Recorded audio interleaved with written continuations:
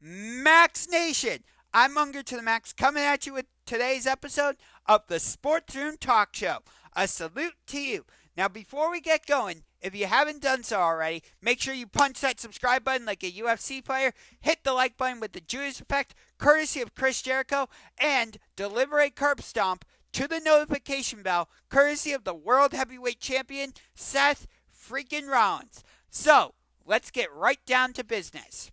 Patrick Mahomes, Joe Burrow, Trevor Lawrence, Josh Allen, Lamar Jackson, Justin Herbert, Kenny Pickett, Aaron Rodgers, Tua Tagovailoa, Jimmy Garoppolo, Russell Wilson.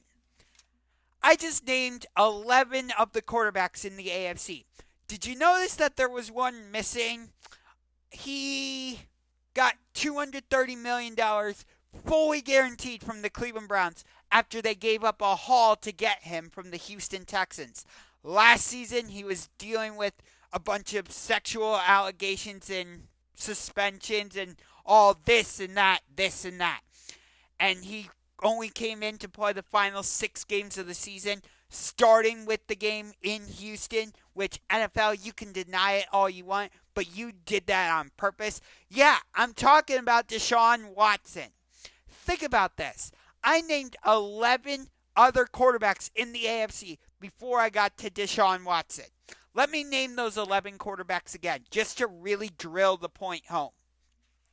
Patrick Mahomes, Joe Burrow, Trevor Lawrence, Josh Allen, Lamar Jackson, Justin Herbert, Kenny Pickett, Aaron Rodgers, Tua Tagovailoa, Jimmy Garoppolo, Russell Wilson.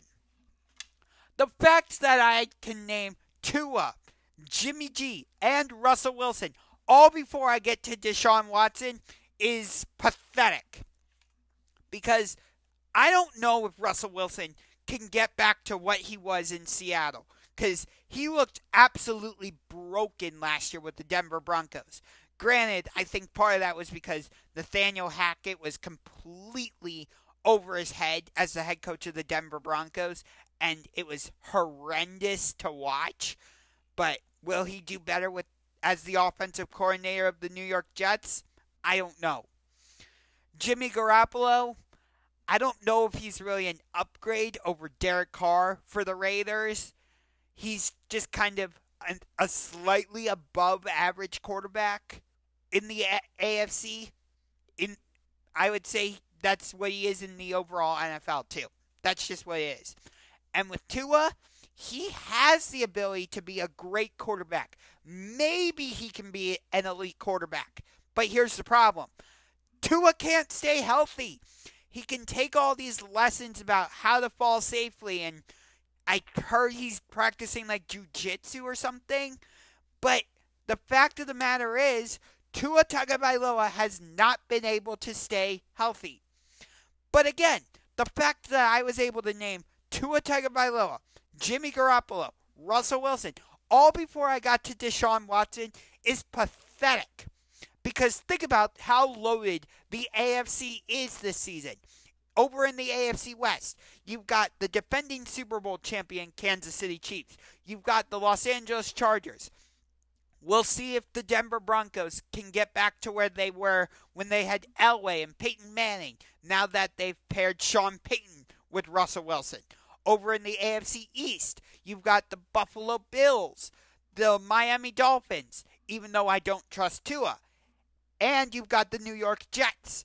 In the AFC South, it's only the Jacksonville Jaguars. I don't trust the Tennessee Titans, even though they signed DeAndre Hopkins and they've got King Henry.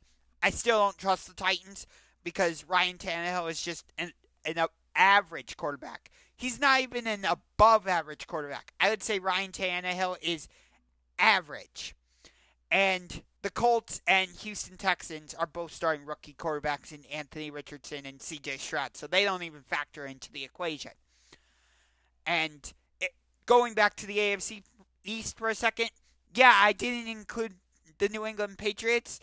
Yes, they have Bill Belichick, but I don't trust Mac Jones. Even though they brought in a competent offensive coordinator in Bill O'Brien, No, still don't trust Mac Jones. But getting to the AFC North, the Browns' own division, you have the Cincinnati Bengals, who went to the Super Bowl just 2 years ago and were in the AFC Championship last year, but got screwed by the refs, and that's why they weren't in the Super Bowl this past season. You've got the Baltimore Ravens, who brought in a brand new offensive coordinator in Todd Monken. They just signed Odell Beckham Jr. Rashad Bateman's coming back. They've got Mark Andrews. I really like Zay Flowers. They've got, John Harbaugh. And then, of course, you have the Pittsburgh Steelers. Mike Tomlin has never had a losing season. I really like how Kenny Pickett came on at the end of last season. They've got Najee Harris, Pat Freiermuth. George Pickens is going to become an elite wide receiver. I feel very confident saying that. And I really like Deontay Johnson. So, again, you've got all of that firepower in the AFC. And, again, Deshaun Watson was the 12th quarterback I named on my list. Here's my list one more time, because I really want to emphasize this. Patrick Mahomes, Joe Burrow, Trevor Lawrence, Josh Allen, Lamar Jackson, Justin Herbert, Kenny Pickett, Aaron Rodgers, Tua Tagovailoa, Jimmy Garoppolo, Russell Wilson. Now, those aren't my quarterback rankings. I'm not saying Russell Wilson is the 11th best quarterback in the AFC. That might happen in a different video in the future. I'm not sure. But those were the first 11 quarterbacks that came to mind for me in the AFC. Of course, Patrick Mahomes and Joe Burrow were 1 and 2. That was obvious. The fact that I was able to name Trevor Lawrence before Josh Allen, I think says something to me. I think the window of contention for Buffalo is closing. But I can get to that in a different video. But for the Browns, they can't afford to get off to a slow start because 3 of their first 4 games this season are division games. Week 1, we host the Cincinnati Bengals. Joe Burrow just beat the Browns for the first time in his career last season in Cincinnati. Week 2, at the Pittsburgh Steelers on Monday Night Football. The Browns have struggled against the Pittsburgh Steelers. I wouldn't even call Browns-Steelers a rivalry right now because the Steelers have destroyed the Browns so many times over the past 10-plus years. And not many of those games have actually had anything on the line other than just bragging rights.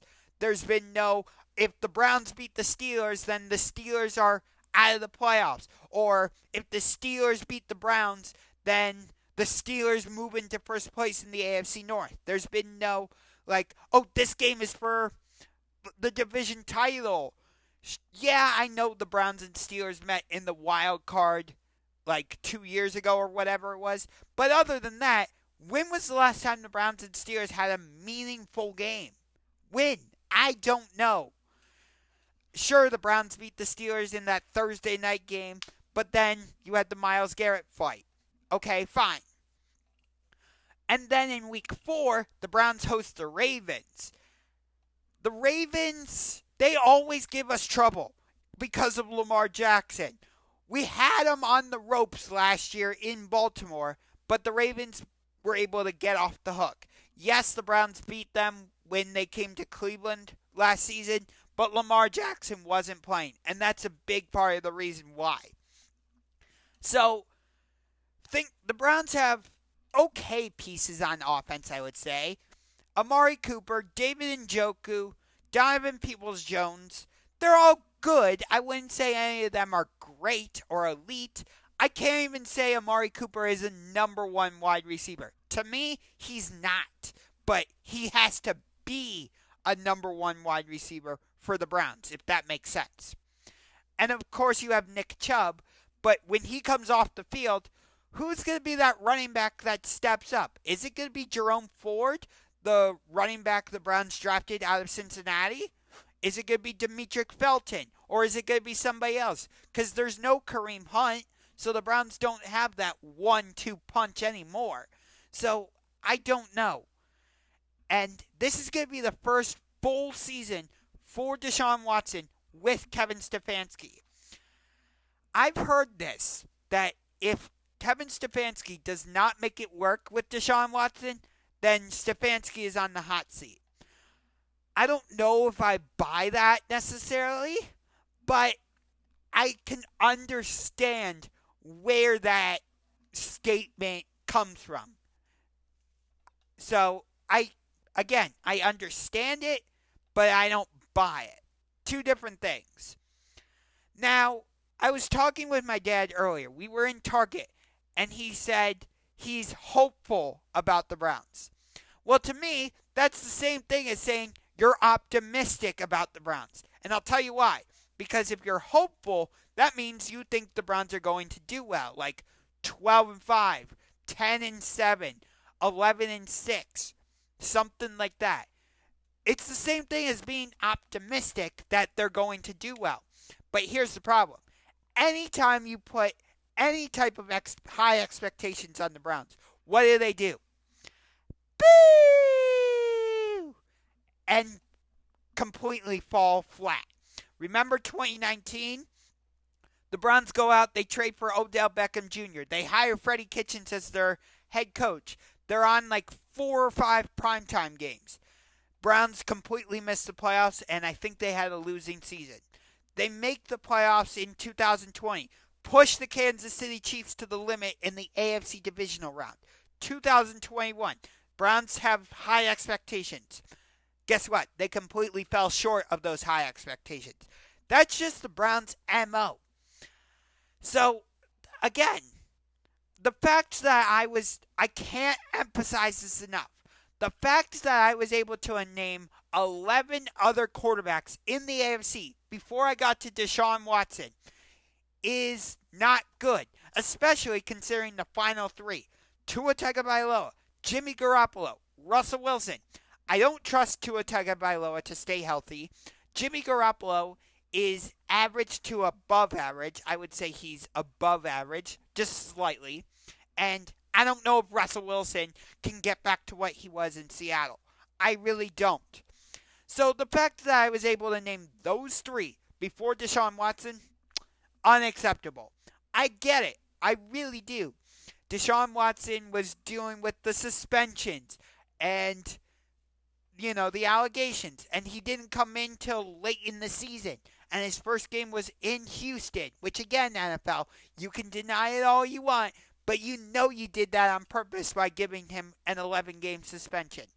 We're really going to find out what Deshaun Watson is made of this season.